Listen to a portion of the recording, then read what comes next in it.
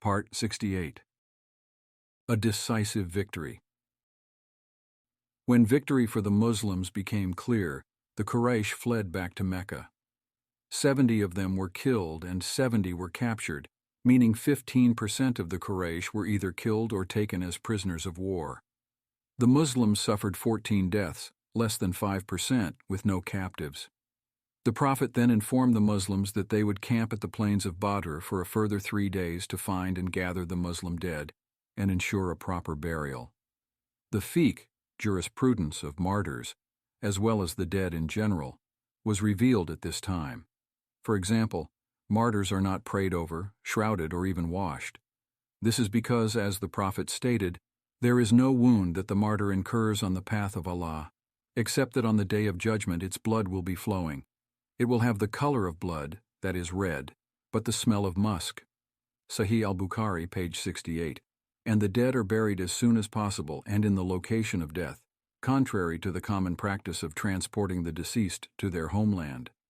Maintaining appropriate decorum, the dead of the Quraysh were also placed in an abandoned well and covered from the sun. The Prophet used this time to allow the companions to recover and recuperate, but more importantly, to ensure that they were ready for a potential counter-offensive. Above all, the Prophet wanted to demonstrate, beyond all reasonable doubt, that the Muslims were emphatically victorious. As they departed on the third day, the Prophet diverted the caravan towards the well wherein the Quraysh were buried. He stopped and began calling every single leader by name. O Abu Jahl, Ibn Hisham, O Umayyah, Ibn Halaf, O Utbah, Ibn Rabi'ah, O Walid, Ibn Utbah, and so on. Have you found the promise of your Lord to be true? As for me, I found the promise of my Lord to be true.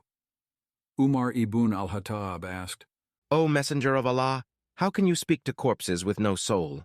The Prophet replied, I swear by the one in whose hand is my soul, you cannot hear me more distinctly than them, but they cannot respond.